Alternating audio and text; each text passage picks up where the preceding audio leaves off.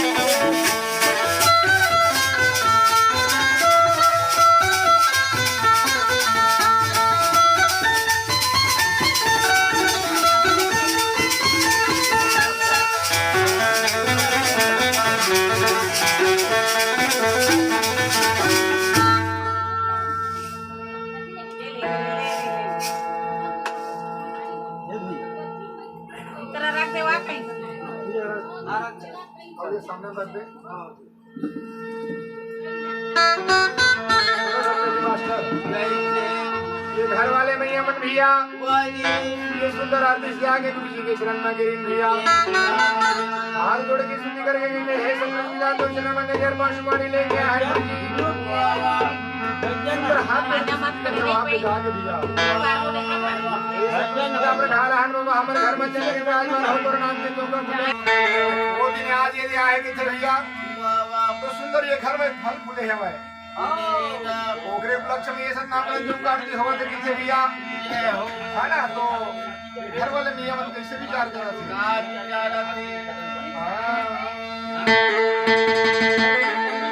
मैं तो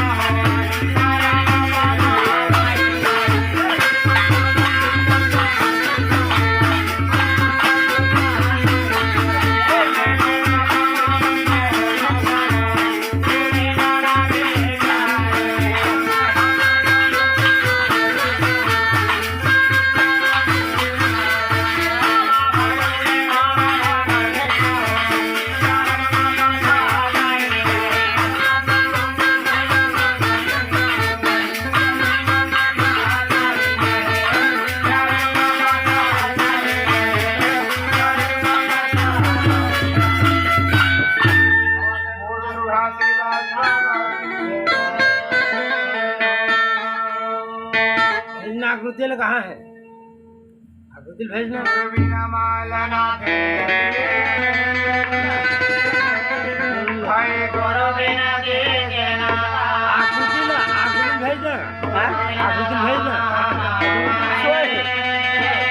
सोए भाई मोजा हो मेरा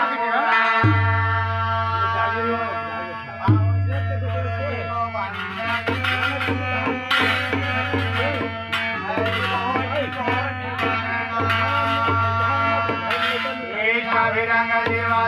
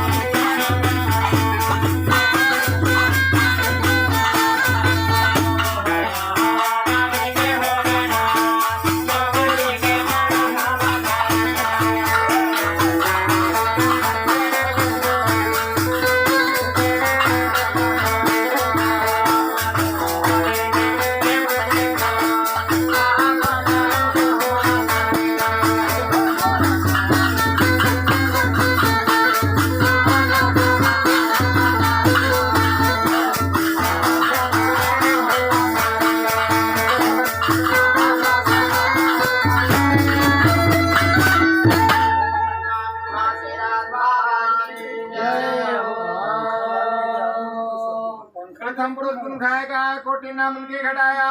रहे चेती किन्ना सार को दिना नाम दे पण पाणी नाम दे सुविज्ञानी छंद नाम कोना घटके स्वास रदा बिना मोदक मोदक मोद काही पाच नाम दे बैठाई तो करते विस्तार सतनाम के नाम तेरे सिखाया साहे गुरु साचा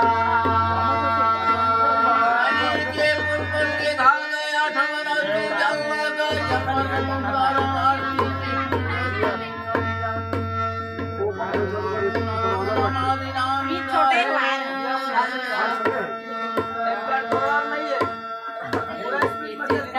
वाला नहीं बड़ी वाला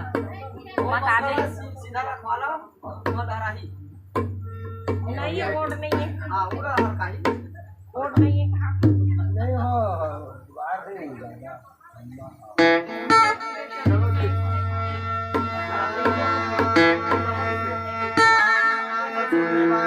क्या बुलावा कर सामना करेगी माला किराना के जमाए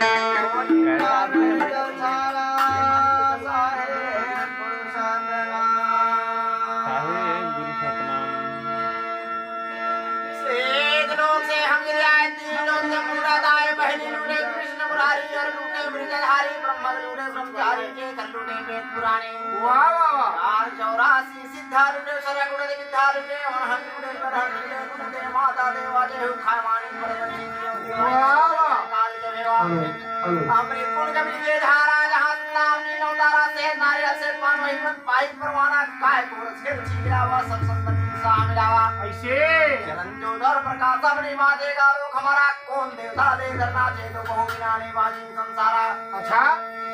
तुम्हारा मन में कर में बिटोरी तरह हमें खान गड़ाए सहन नाम मार खबर नाम जगाए वाह वाह इतने में चिट्ठी लिखाई श्री नाम बंदे जलाए श्री नाम गणित विराजे कर कर चमड़ कर में कबरा अच्छा पहली कबरा लबरा जबरा दूसरे कबरा तारा जोरी तीसरे कबरा लोग सारा चौथे कबरा लोग हमारा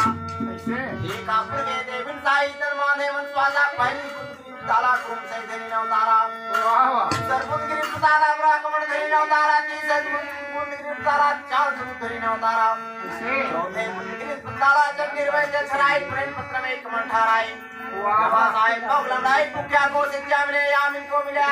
को मिले सदा हो सुबास चीज को दर्शन मिले कोटरे मिले भाग सदा पर आज नाम सब गुण साहे ना है पांडे दामाने का वेरा कहा वो माते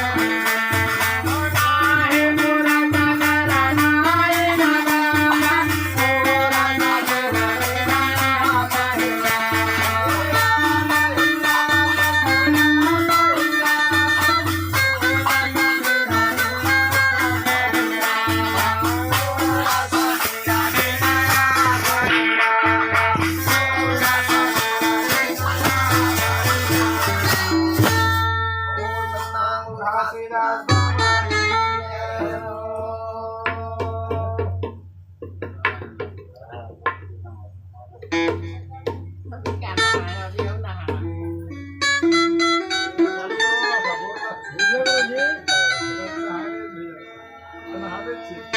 सुनो रागे भाई देना मांगना चौका प्रेमी समाज भी ऐसा यार बारे के संत के महिमा हीरा परे बाजार में लखाया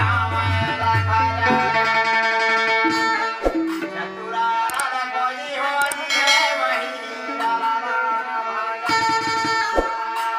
वही हीरा लाए नाम भजाय होता है साहिब होता है साहिब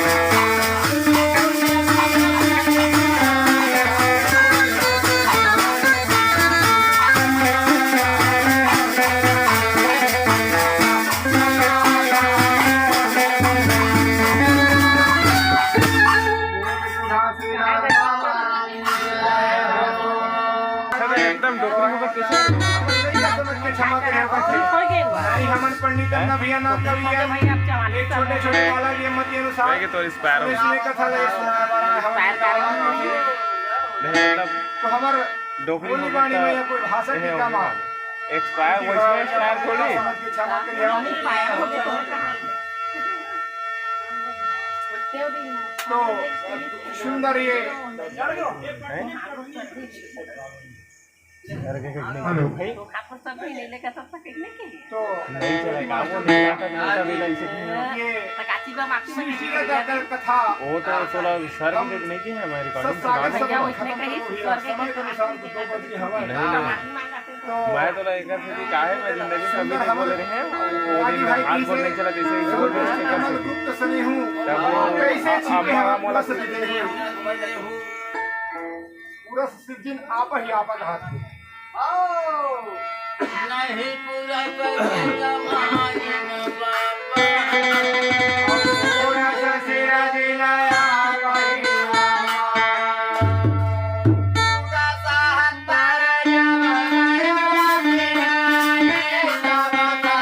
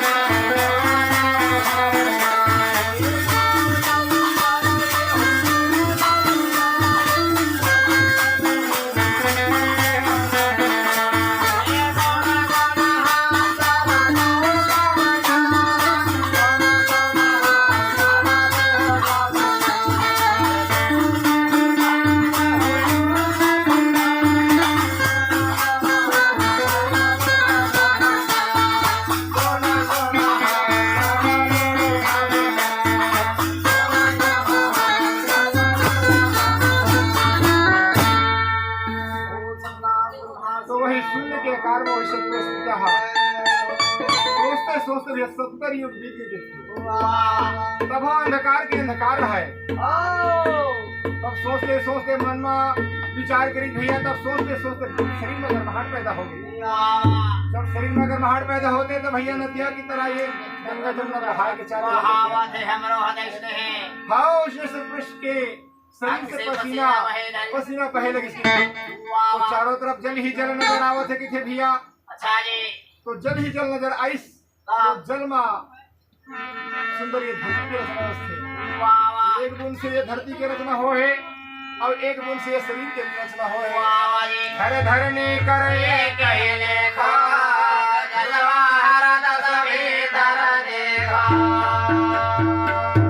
कोई जगह ढूंढे के जरूरत नहीं है कि खोल के देखे घट के भीतर में सब चीज भरे कहा थे। आए वही सतपुरुष पिता के थे, ये घटना खोल के देख ले, ये सब चीज भरे के थे। अच्छा वही जल से जब निकला थे वह पसीना, ये उस धरती से निकले थे के थे। कोनो जल में, कोनो धरती में लोग खोद के देख ले, जल निकल ही कैसे मास्टर आओ निकल ही नहीं। गली तो सुंदर भैया कहीं पर लभिता देख ले, जल निकल ही। तो सुंदर 70 जब युग जब बीतईस, तब ये धरती की रचना रचाई की थी। वाह वाह तो धरती की रचना जब रचाई भैया, तुम अब रहिया चाहिए तो 4 कलम खड़े करे, आओ तब ये धरती है तैयार हो गई। यार हो रे ये 4 जने लब बोहे हमें। कौन कौन 4 जन बोहे गुरुजी? बिना बीज का बीज है, बिना पिंड के नाम, बिना वाह, वाह, वाह, वाह। अच्छा बिना पुरुष का जीवन है, धन बुद्धि ऐसे जीव शाखा पत्र मुनकर नहीं अष्टकमल नहीं। काहे गलू पुरिंदरा, काहे को आकाश, काहे को चांसुर, तो काहे को प्रकाश। वाह वाह धरती है गातुर पुरिंदरा, पांच धाम का धरे सभी चंद्र सब सत सत प्रकाश। दूसरे से कहाइए बैठा शासन में नीर पंख सारे जागर बने जब चारों गुरु जब स्थापन करो, जब दास कबीरा, जब ब्रह्मा विष्णु निधि सिद्धि गौरी गणेशा, जब साल बार 15 दिन पृथ्वी नवखंडा, तो जवान आए राहे रानी राजा राय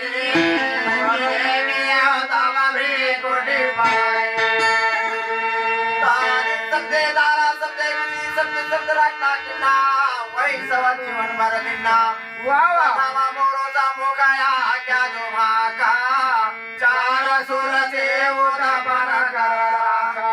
कहाँ का नाम है कि गुरुजी? सदा सुरती इच्छा सुरती मूल सुरती और ज्ञान सुरती वाह वाह दूसरा मोरो समो गया क्या जो भाका सोलह आया सगोदा बना कर गुरु कहाँ का नाम है कि गुरुजी? सहजन सुयंजन विभूति पालना वेदन निरंजनन मुख्या को से क्या मिले आमिन को मिले आरंबर को बस्तर मिले सदा शीश को दर्शन मिले कोट रवि के बाद पुरस्ला पहले पहुंचे कोट कोट प्रणाम नाम संपूर्ण साहे गुरु सत्य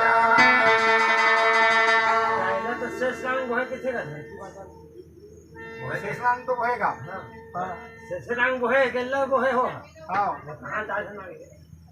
भैया वो शेषनाग बहे जरूर, लेकिन ऊपर चारों तरफ से कागज खम भगड़े होगी ना, अकेले के जन भार नहीं हो सका। नहीं अकेला वो है भार नहीं बताओ बात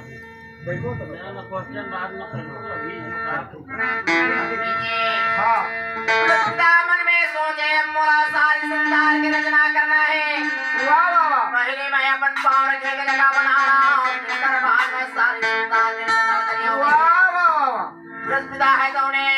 धरती के निर्माण ये पानी में मरी करेगा। वाह वाह भैया एक कमरा बना के अंदर 4 कलम रखे, चार खान अगर धरती के बीच में हो जाए हो अपन बड़े बेटा गुरु के मोद्रमा रखे गुरु का कहीं जा बेटा पत्ता लोग के राजा बन गए। कैसे? चार खान राजा जी के विधारा मैं दोनों मोद्रमा रखा था। अच्छा एक उपयोग करने वाला हो रही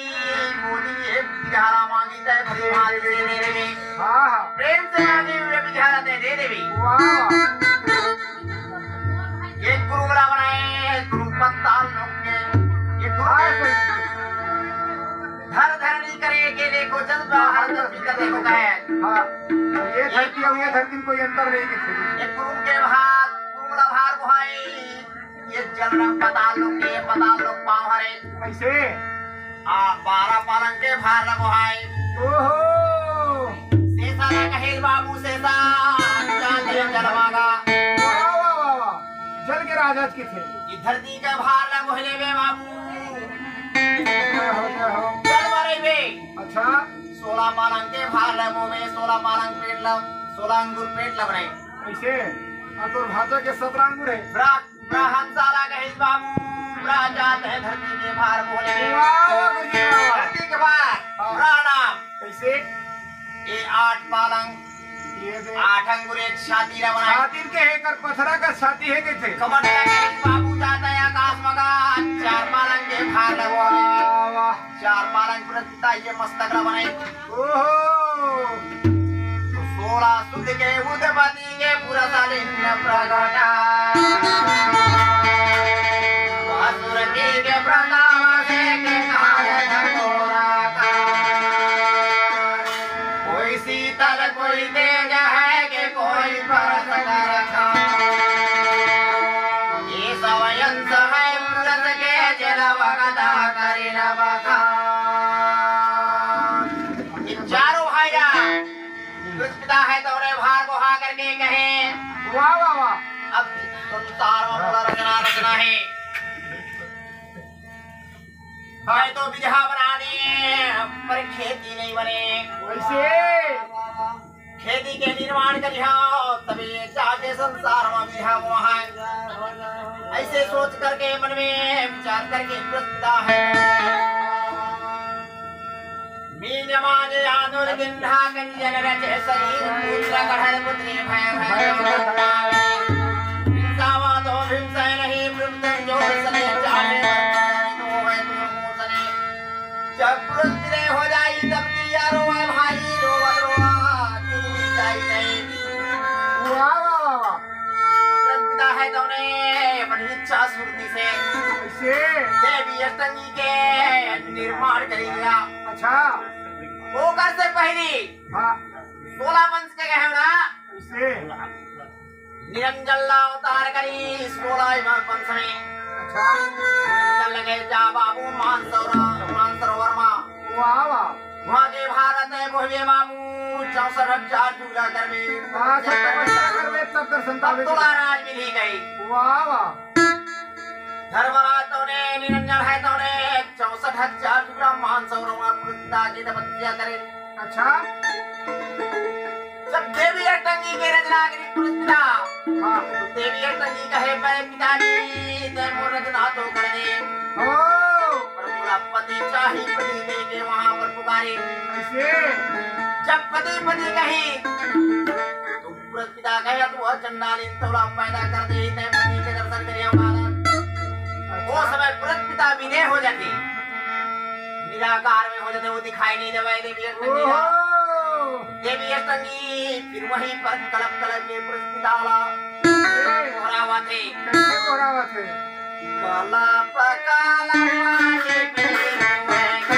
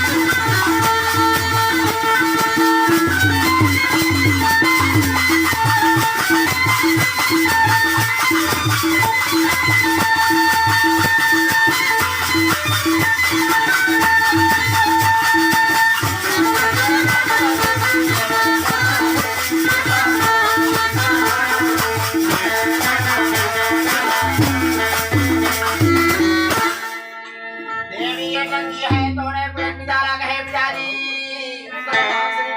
सुंदर आएगा बना दे गुरुजी। प्रेम ज्योति नैना राज पर ज्योति नाम प्रकाश है पिताजी मैं मन बनी दर्शन करिए सही करियो गई है देवी ये टंगी है तोने बार बार पृथ्वी डाला बोलावा दे ऐसे पृथ्वी दा कहे बेटी ये टंगी और जोड़ी क्या मानसरोवर में विराजमान है ओहो तो देवी ये टंगी पृथ्वी दाला कहे पिताजी आवाज लगाते चले गए। मोर नैन तो नहीं है मैं कैसे गिरा हाँ मैं बाणपति के दर्शन कैसे करियो कहे वाह वाह। देवी ये टंगी ला कहे पृथ्वी दान बेटी तोर दिव्य दृष्टि है वो पता चलेगा। दिव्य दृष्टि मान देख मानसरोवर मदा तोर पति तोरा मिल जाए ऐसे जब मानसरोवर में देवी पहुंची तो वहाँ अच्छा निरंजन है तो यंत्रा के भार में पृथ्वी के ओ ध्यान लगाना है तपस्या करत रहा किथे। जब मानसरोवर देवी पहुंची ना वाह तो देवी डरी लगाई ओ आवाज लगाई किथे। कोनो नहीं है कोनो नहीं है कोनो नहीं है कोनो नहीं है कोनो नहीं है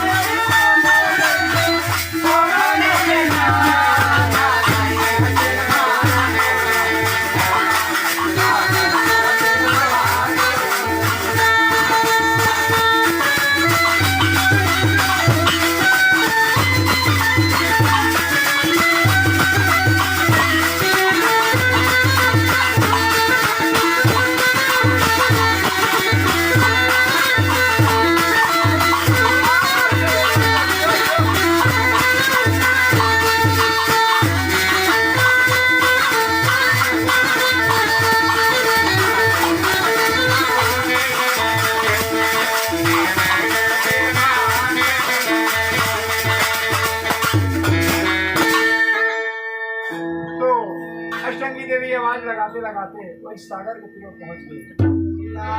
सागर के तीर में पहुंचे के बाद में भैया वो निरंजन ध्यान लगाए थे। 70 युग तपस्या करते थे तो कौन ये देवी की आवाज आवत है ऐसे देखो ध्यान खुलते भैया होकर सर्वांग शरीर देखते सुंदर दगर दगर वो देवी काया व्रत रहा है तो तीर माँ के देखे कहाँ ला है सो ननी कौन कौन भेजे का है तोर नाम आप बैठ के उछाले बतरा ले तो सुंदर जाके पास में पीछे बृहस्पति मूल भेजे हवाए पति दर्शन पर आए हैं और नाम और से जन्म हमारो पुरुष पिता